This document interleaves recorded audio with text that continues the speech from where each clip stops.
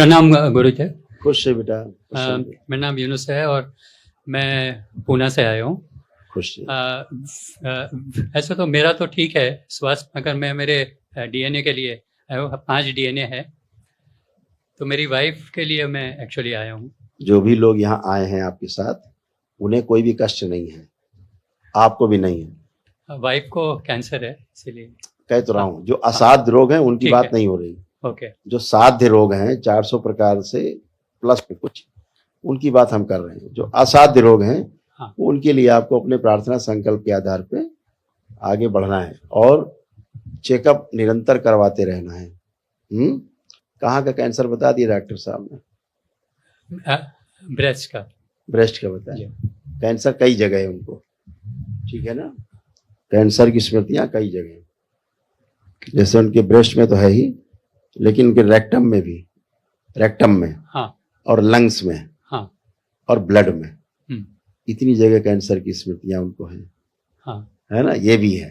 हाँ। तो डॉक्टर साहब ने तो एक ही जगह डायग्नोस कर लिया है, लेकिन ऐसी जगह भी तमाम है। तो आपको जो प्रार्थना करना है यूनिस भाई, वो इन सब जगह के लिए भी करना है कि यहाँ यहाँ भी जो कैंसर की स्मृतियां हैं, बाबा ये स्मृतियां भी नष्ट करने की कृपा करें, है ना, जो हमने आपको बताया। इसके साथ साथ उनकी मोटर नर्व भी डैमेज हो रही थी, यानी बैठ के उठने वाली उनको प्रॉब्लम भी उनको काफ़ी है, कष्टकारी है, कमजोरी है। यूट्रस में भी गांठें और ब्रेस्ट में जो ट्यूमर्स की स्मृतियां थी, क्या सर्जरी करा दी क्या आपने? नहीं। हाँ, अच्छा किया है। तो बस इसके आधार पे आपको अपना जांच कराते रहना है, ठीक है। अपने आप ही आपके प्रार्थना संकल्प से ही चीजें अपने आप स्वस्थ होती जाती, ठीक है ना। अभी आप फोन करके पूछेंगे अपनी वाइफ को, उन्हें कोई कष्ट नहीं है प्रेजेंट टाइम में। अगर आई होगी तो अभी पूछ सकते हैं, अभी ना कोई भी कष्ट नहीं। हाँ, इधर नहीं, घर पे है, कोई आ नहीं बात, सकती। कोई बात नहीं, कोई बात नहीं। तो बाकी उनको जो भोजन नली है वो भी, उसमें भी कष्ट आ रहा, भोजन करने में कष्ट उनको हो रहे थे। हाँ।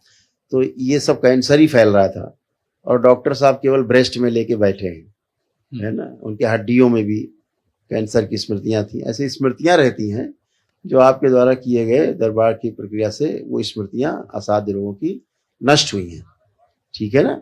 तो जो फैलता है स्मृति के आधार पर रोग कष्ट, वो फैलना रुक जाता है। बस केवल इतनी बात रहती कि कोई गलत औषधियों का प्रयोग नहीं हो। यानी कि अभी एलोपैथी जस्ट स्टार्ट किया है, मगर उससे बहुत कष्ट हो रहे हैं, और ज्यादा बढ़ गया है। हाँ। क्यों क्यों बढ़ गया है? क्योंकि जितना भी आप उसका विरोध करेंगे स्मृतियों का, कैंसर का, उतना ही और कष्टकारी होता है ना। और जैसे ओसीडी भी उनको थी, भयानक ओसीडी, ऑब्सेसिव कंपल्सिव डिसऑर्डर था। सबसे चिढ़ होना, नफरत होना, बात नहीं करने का मन करना, अकेले पड़े रहने का मन करना, ऐसे उनको था ही शुरू से। ये सभी उनका नष्ट हो गया अभी फिलहाल।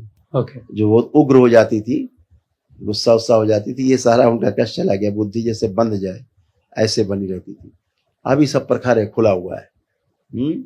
तो जो असाध्य है उसके लिए आपको आगे प्रयास करते रहना और चेकअप निरंतर कराना है बीच बीच। चेकअप हम लोग होम्योपैथी कर रहे हैं। हाँ, बहुत बढ़िया है। जितना भी प्राकृतिक कर सके, होम्योपैथी कर सके, आयुर्वेदिक कर सके, इसी पे करना है, ठीक है। होम्योपैथिक दी बेस्ट है, तो ये सब नेचुरल है। एलोपैथी में ही थोड़ा सा समस्या बढ़ती है ना।